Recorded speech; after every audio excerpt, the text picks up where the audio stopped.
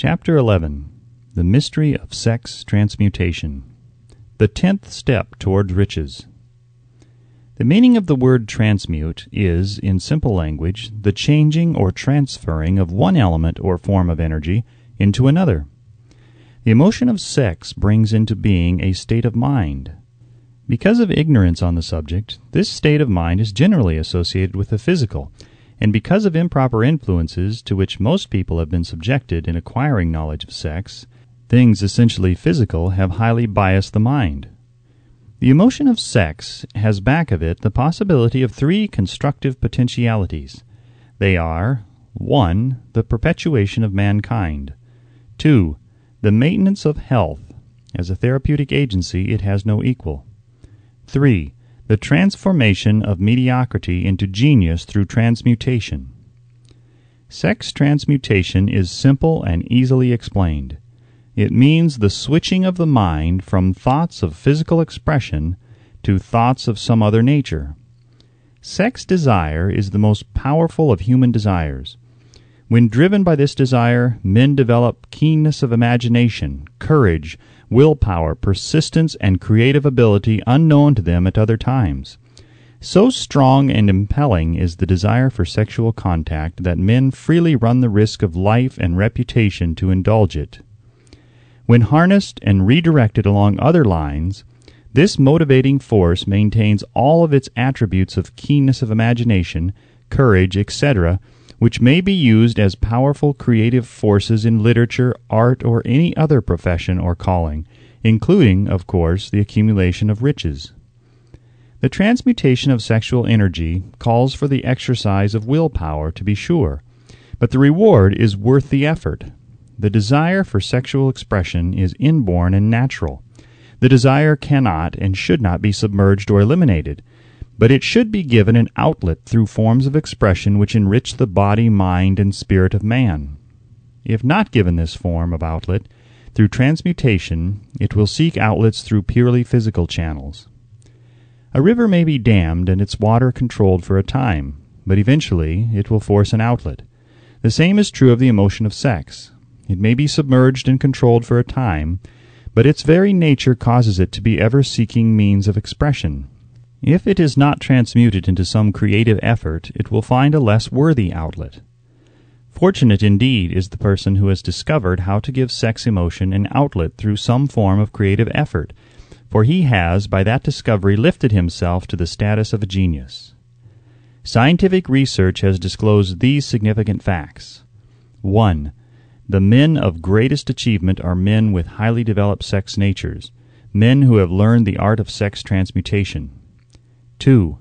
The men who have accumulated great fortunes and achieved outstanding recognition in literature, art, industry, architecture, and the professions were motivated by the influence of a woman. The research from which these astounding discoveries were made went back through the pages of biography and history for more than 2,000 years. Wherever there was evidence available in connection with the lives of men and of great achievement, it indicated most convincingly that they possessed highly developed sex natures. The emotion of sex is an irresistible force against which there can be no such opposition as an immovable body. When driven by this emotion, men become gifted with a superpower for action.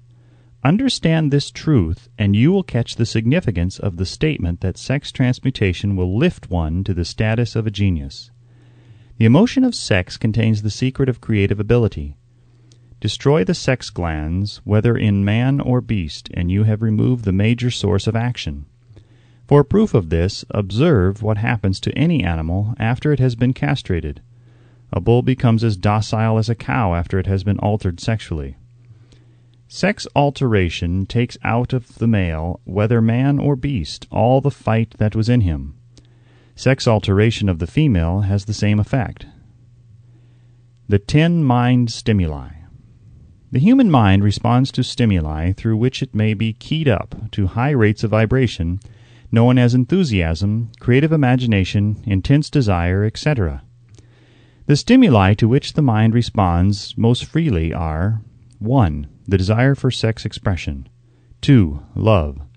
3. A burning desire for fame, power, or financial gain, money. 4. Music.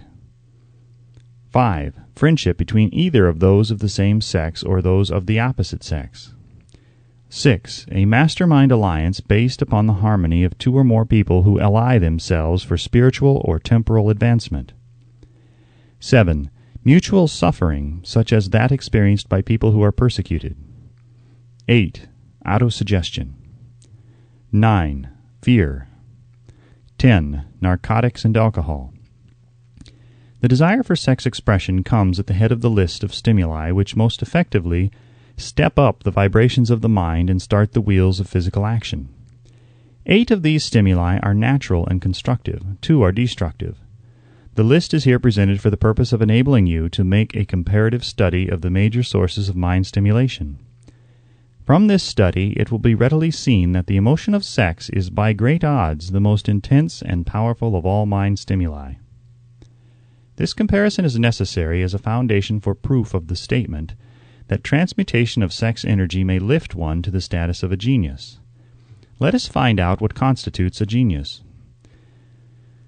Some wiseacre has said that a genius is a man who wears long hair, eats queer food, lives alone, and serves as a target for the joke-makers. A better definition of a genius is a man who has discovered how to increase the vibrations of thought to the point where he can freely communicate with sources of knowledge not available through the ordinary rate of vibration of thought. The person who thinks will want to ask some questions concerning this definition of genius. The first question will be, how may one communicate with sources of knowledge which are not available through the ordinary rate of vibration of thought? The next question will be, are there known sources of knowledge which are available only to genii? And if so, what are these sources, and exactly how may they be reached? We shall offer proof of the soundness of some of the more important statements made in this book, or at least we shall offer evidence through which you may secure your own proof through experimentation, and in doing so we shall answer both of these questions. Genius is developed through the sixth sense.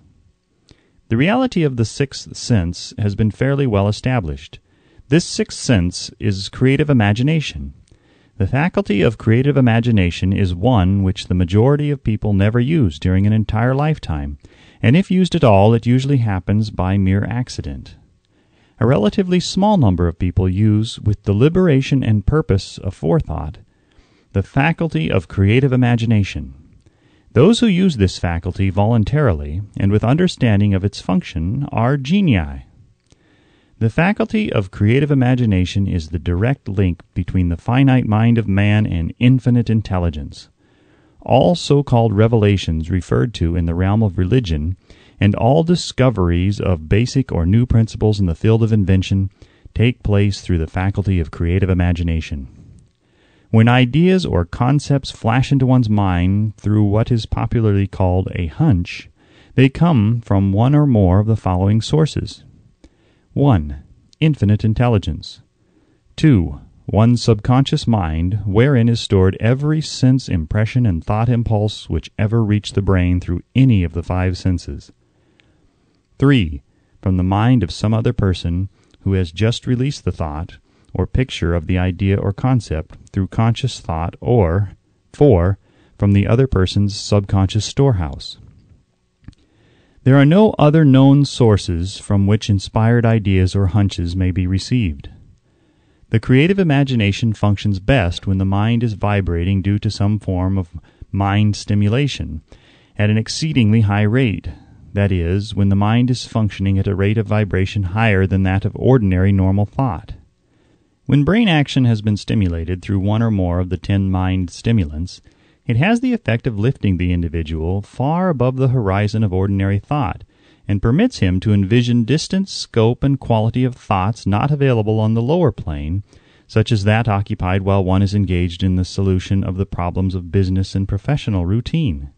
When lifted to this higher level of thought, through any form of mind stimulation, an individual occupies, relatively, the same position as one who has ascended in an airplane to a height from which he may see over and beyond the horizon line, which limits his vision while on the ground.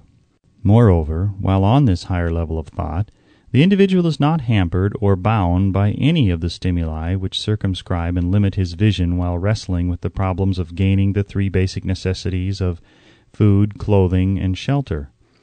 He is in a world of thought in which the ordinary workaday thoughts have been as effectively removed as are the hills and valleys and other limitations of physical vision when he rises in an airplane.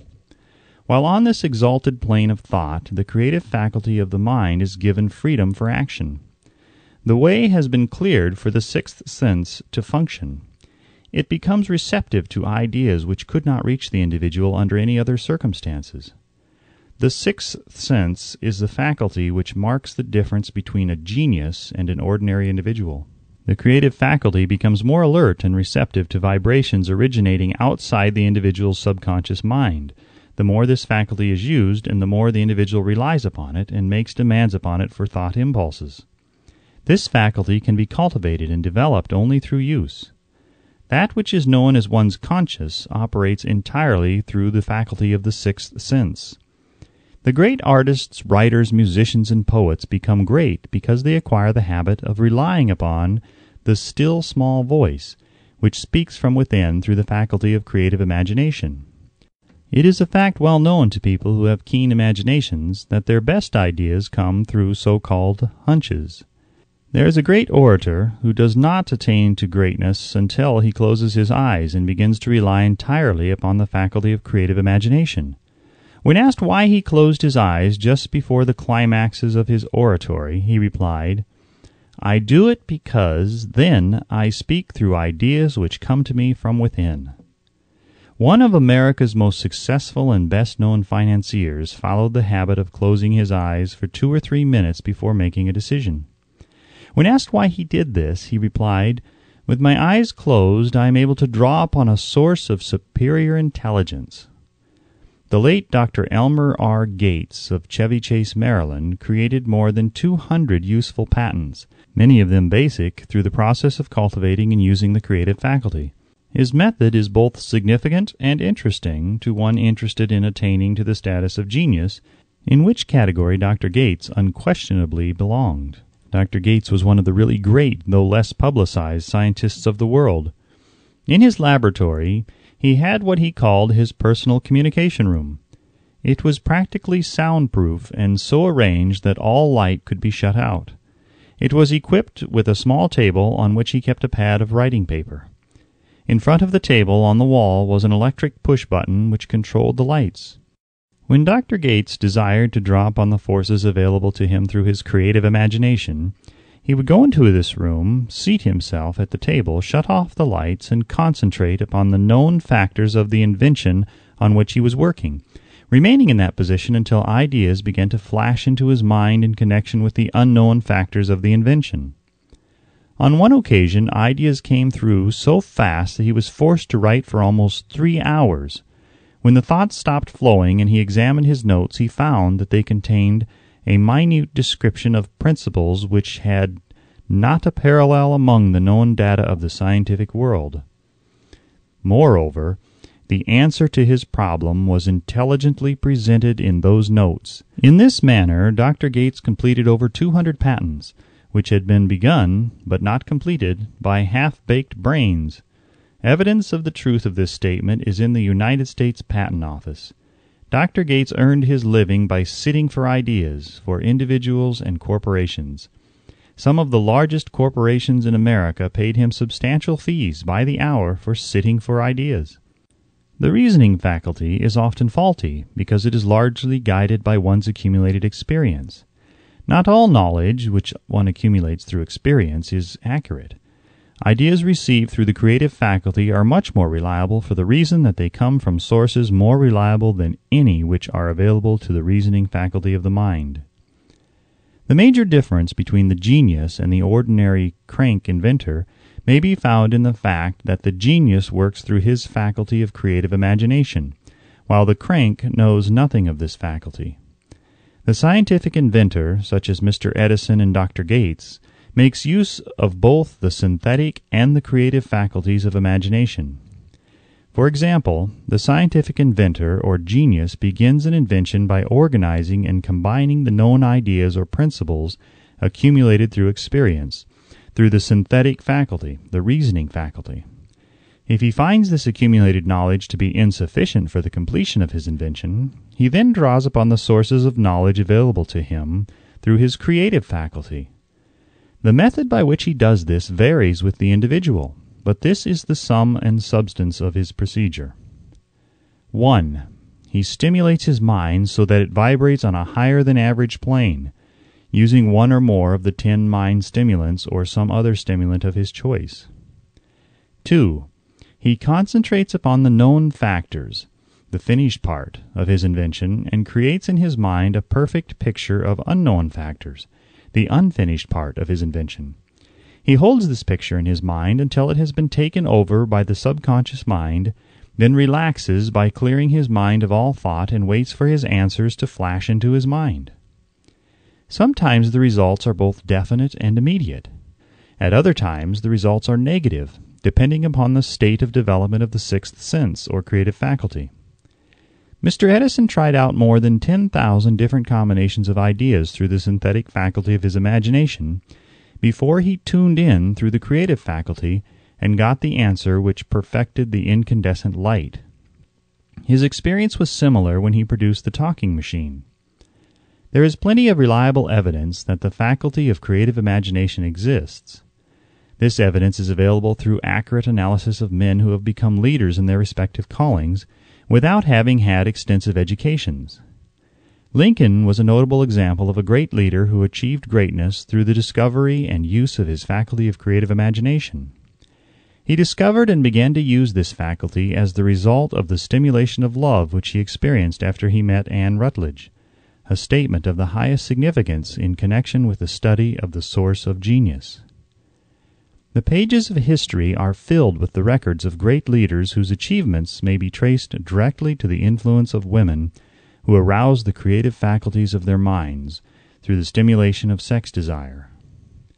Napoleon Bonaparte was one of these.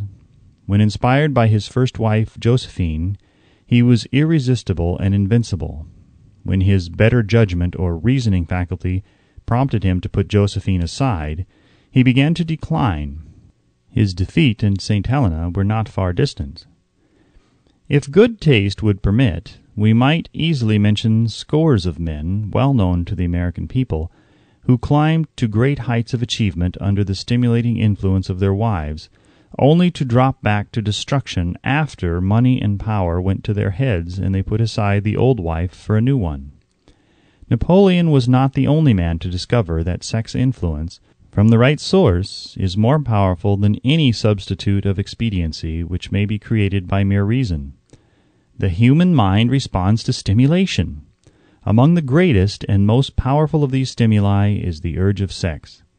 When harnessed and transmuted, this driving force is capable of lifting men into that higher sphere of thought which enables them to master the sources of worry and petty annoyance which beset their pathway on the lower plane.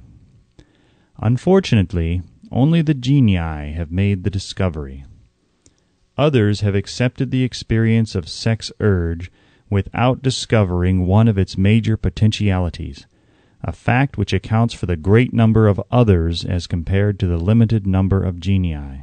For the purpose of refreshing the memory in connection with the facts available from the biographies of certain men, we here present the names of a few men of outstanding achievement, each of whom was known to have been of a highly sexed nature.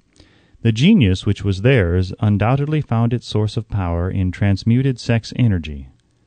George Washington, Napoleon Bonaparte, William Shakespeare, Abraham Lincoln, Ralph Waldo Emerson, Robert Burns, Thomas Jefferson, Albert Hubbard, Albert H. Gary, Oscar Wilde, Woodrow Wilson, John H. Patterson, Andrew Jackson, Enrico Caruso.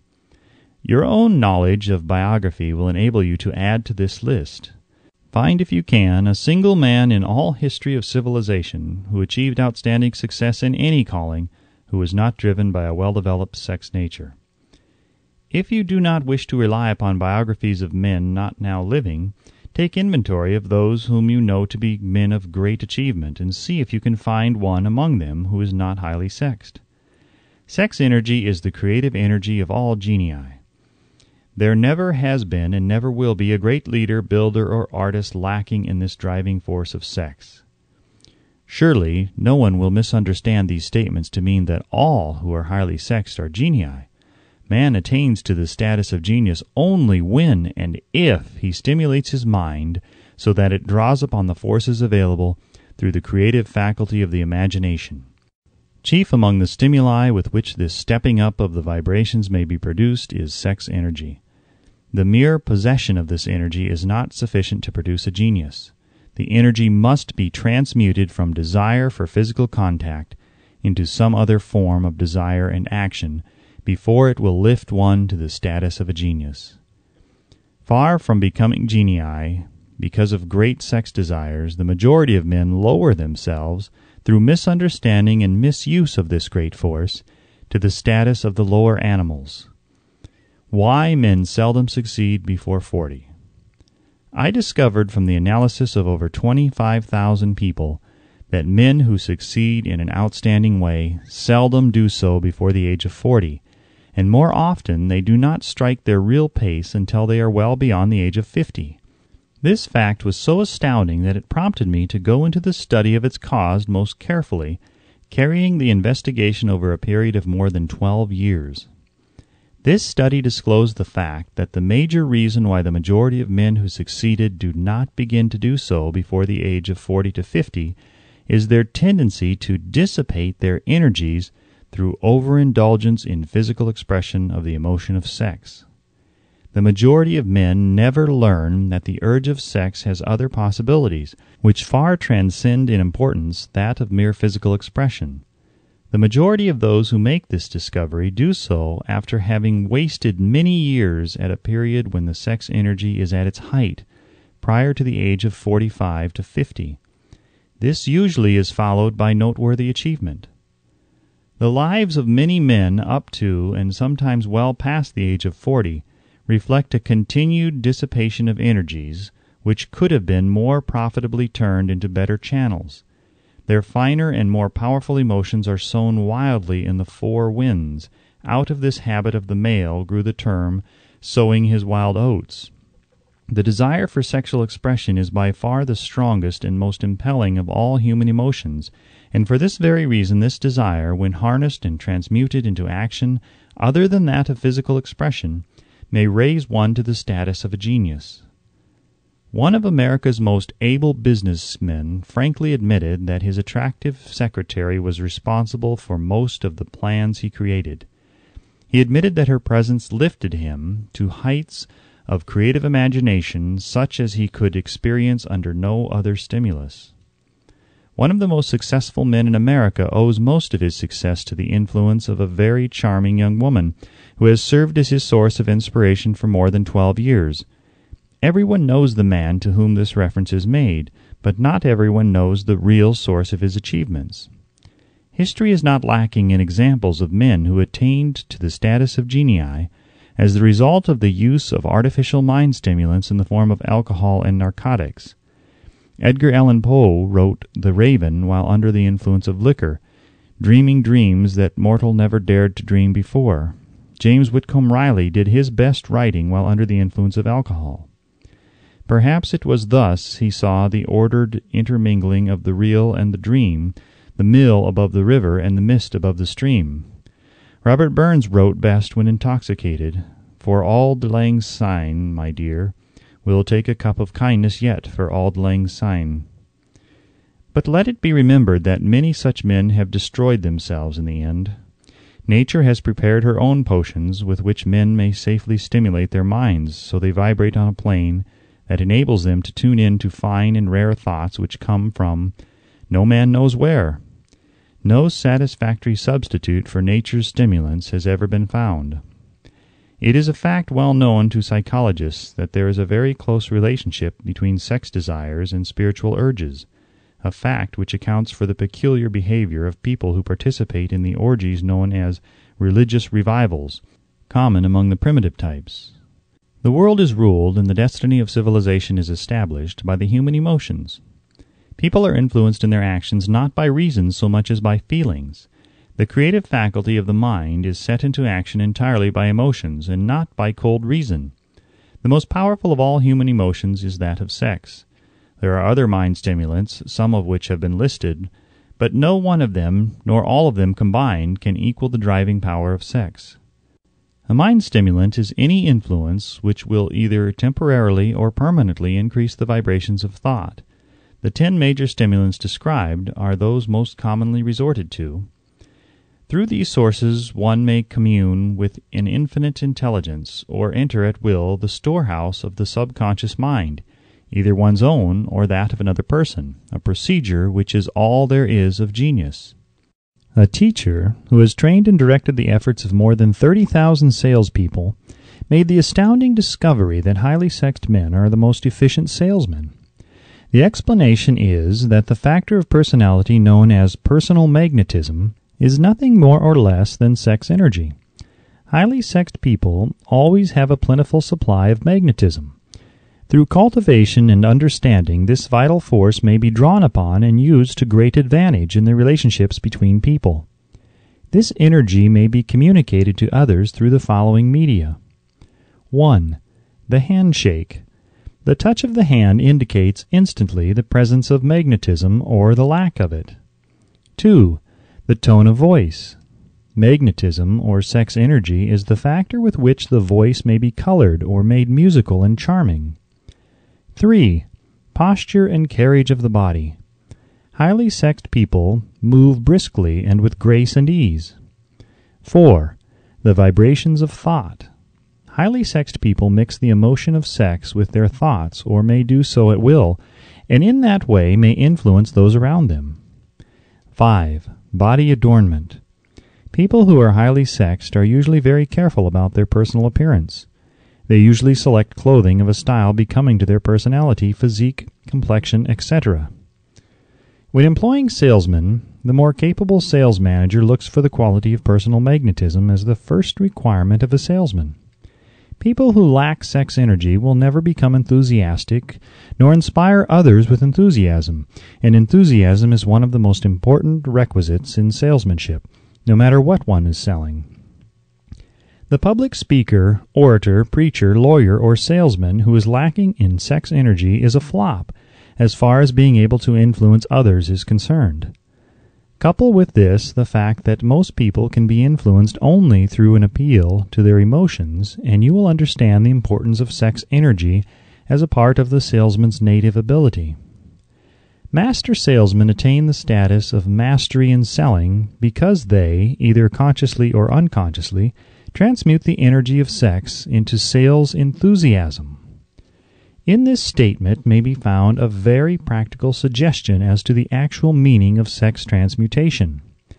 The salesman who knows how to take his mind off the subject of sex and direct it in sales effort with as much enthusiasm and determination as he would apply to its original purpose, has acquired the art of sex transmutation, whether he knows it or not.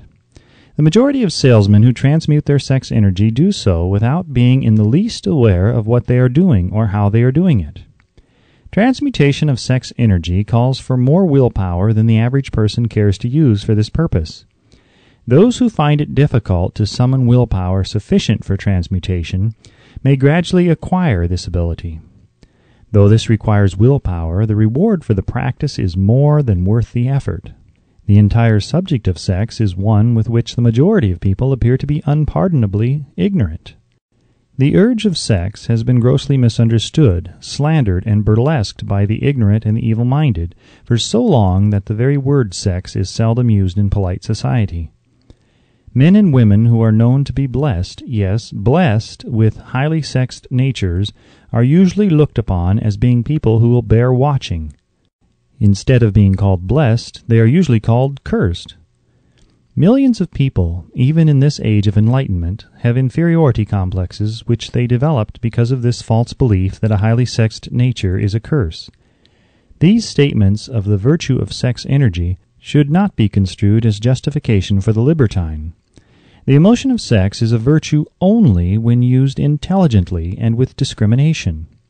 It may be misused, and often is, to such an extent that it debases instead of enriches both body and mind. The better use of this power is the burden of this chapter. It seemed quite significant to the author when he made the discovery that practically every great leader whom he had the privilege of analyzing was a man whose achievements were largely inspired by a woman. In many instances, the woman in the case was a modest, self-denying wife, of whom the public had heard but little or nothing. In a few instances, the source of inspiration has been traced to the other woman. Perhaps such cases may not be entirely unknown to you. Intemperance in sex habits is just as detrimental as intemperance in habits of drinking and eating.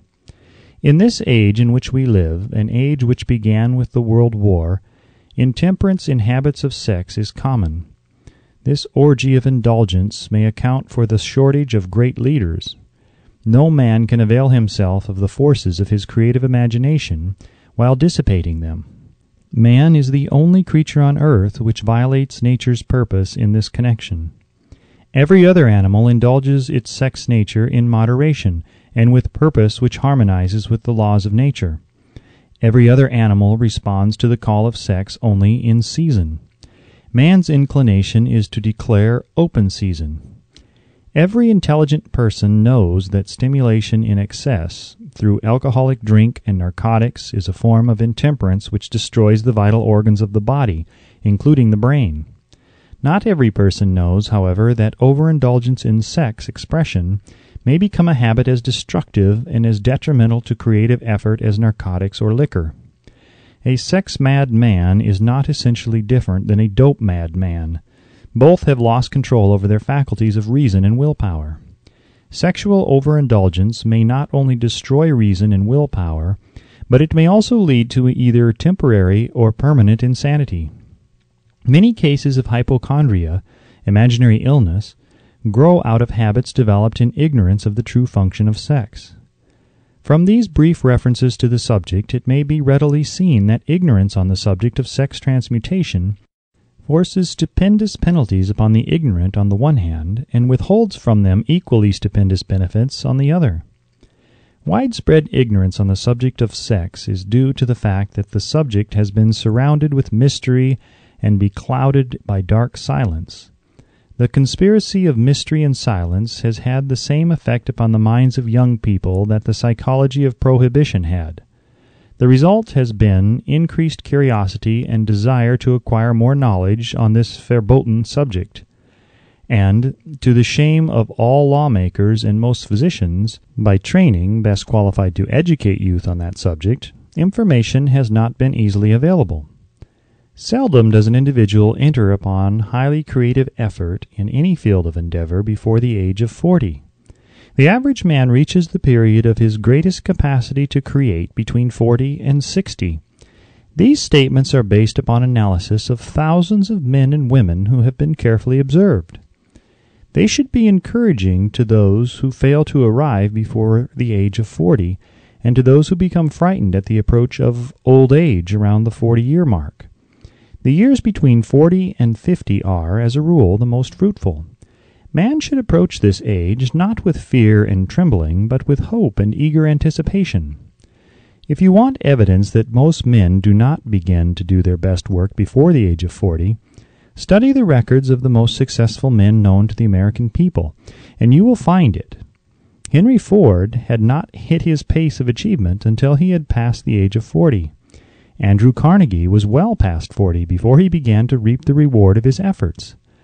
James J. Hill was still running a telegraph key at the age of 40. His stupendous achievements took place after that age. Biographies of American industrialists and financiers are filled with evidence that the period from 40 to 60 is the most productive age of man.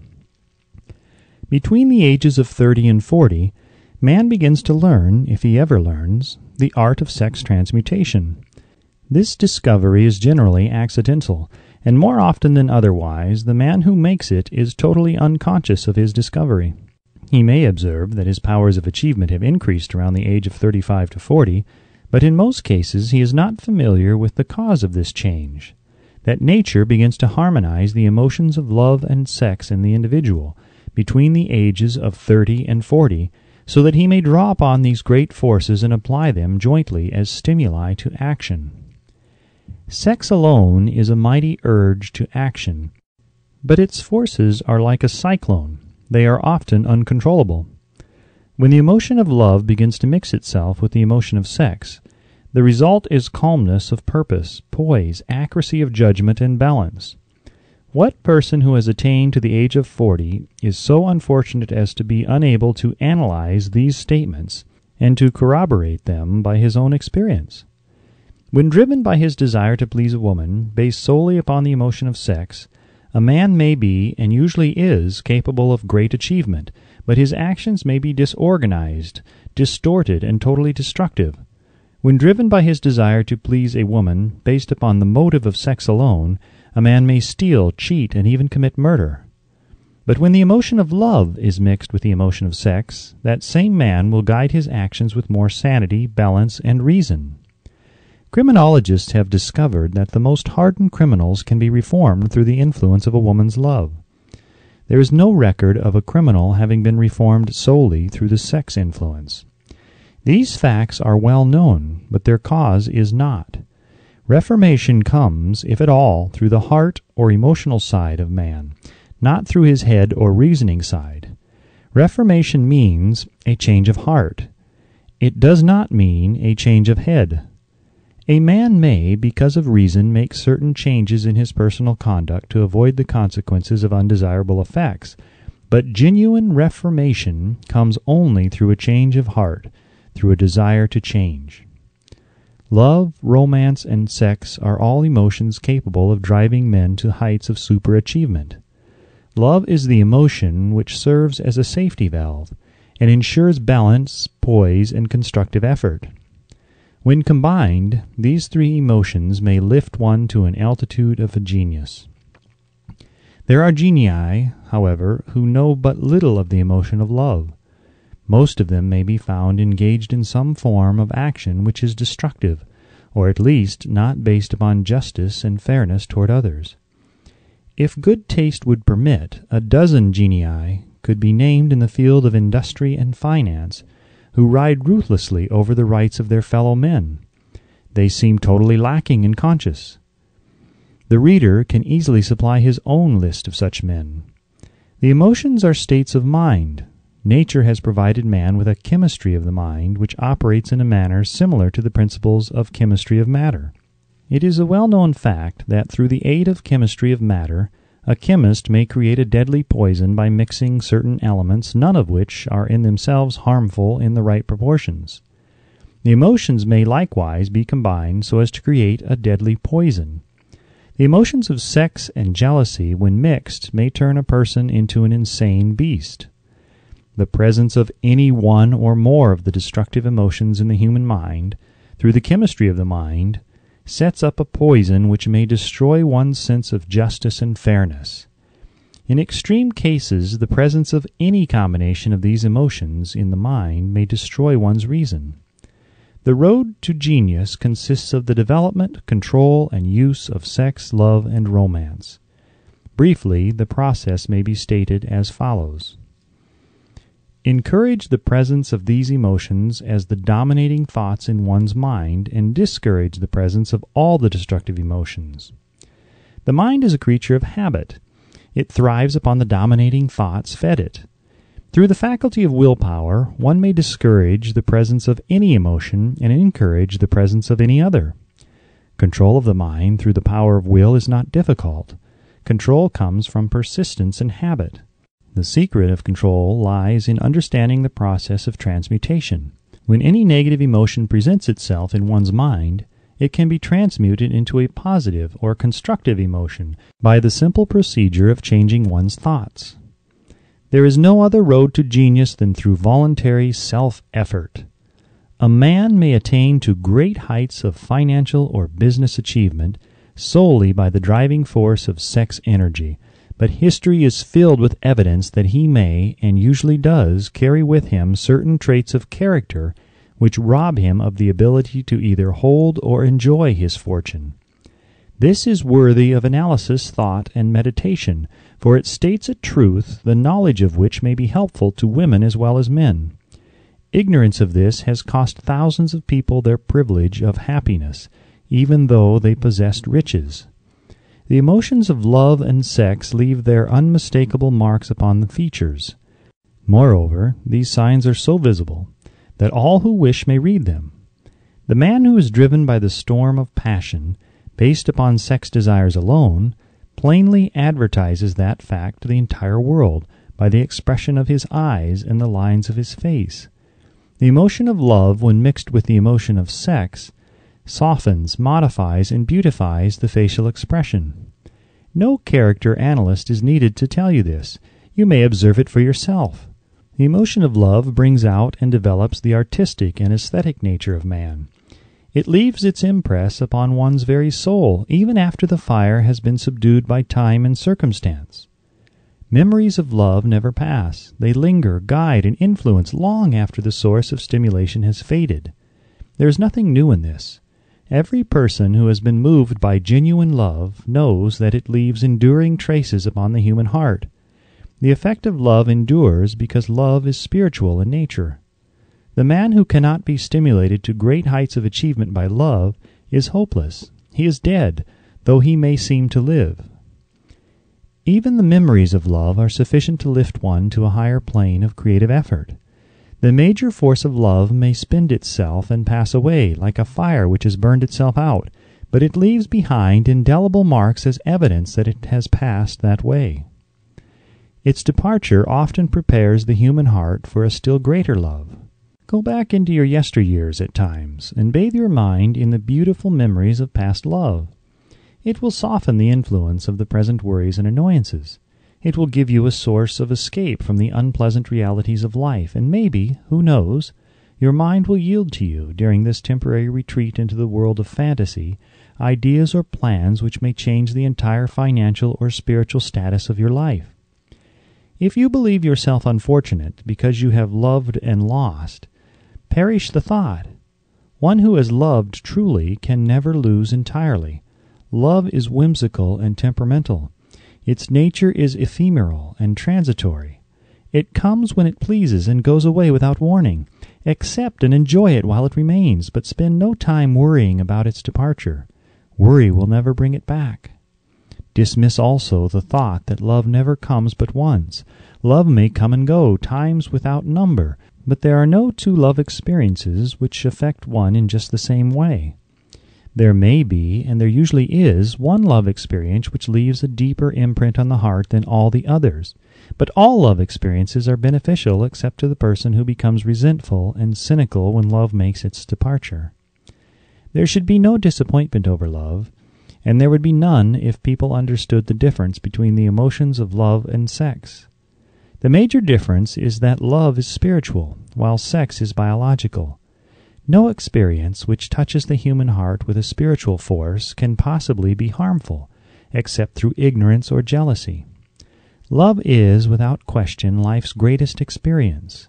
It brings one into communication with infinite intelligence. When mixed with the emotions of romance and sex, it may lead one far up the ladder of creative effort. The emotions of love, sex, and romance are sides of the eternal triangle of achievement, building genius. Nature creates genii through no other force. Love is an emotion with many sides, shades, and colors.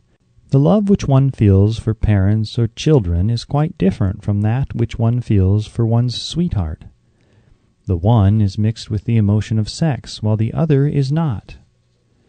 The love which one feels in true friendship is not the same as that felt for one's sweetheart, parents, or children, but it too is a form of love. Then there is the emotion of love for things inanimate, such as the love of nature's handiwork. But the most intense and burning of all these various kinds of love is that experienced in the blending of the emotions of love and sex. Marriages, not blessed with the eternal affinity of love, properly balanced and proportioned with sex, cannot be happy ones, and seldom endure. Love alone will not bring happiness in marriage, nor will sex alone. When these two beautiful emotions are blended, marriage may bring about a state of mind closest to the spiritual that one may ever know on this earthly plane. When the emotion of romance is added to those of love and sex, the obstructions between the finite mind of man and infinite intelligence are removed. Then a genius has been born. What a different story is this than those usually associated with the emotion of sex. Here is an interpretation of the emotion which lifts it out of the commonplace and makes of it potter's clay in the hands of God, from which he fashions all that is beautiful and inspiring. It is an interpretation which would, when properly understood, bring harmony out of the chaos which exists in too many marriages. The disharmonies often expressed in the form of nagging may usually be traced to lack of knowledge on the subject of sex. Where love, romance, and the proper understanding of the emotion and function of sex abide, there is no disharmony between married people. Fortunate is the husband whose wife understands the true relationship between the emotions of love, sex, and romance. When motivated by this holy triumvirate, no form of labor is burdensome, because even the most lowly form of effort takes on the nature of a labor of love.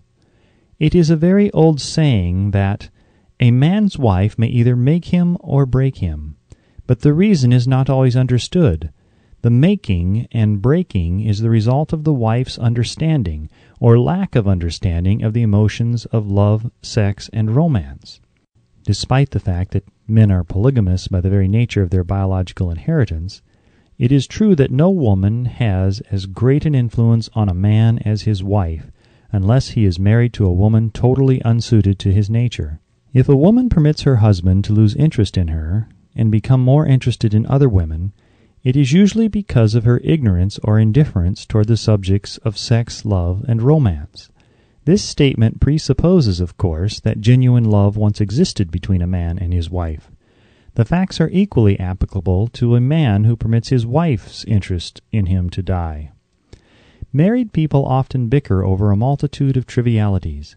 If these are analyzed accurately, the real cause of the trouble will often be found to be indifference or ignorance on these subjects.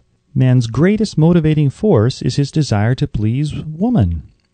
The hunter who excelled during prehistoric days before the dawn of civilization did so because of his desire to appear great in the eyes of woman.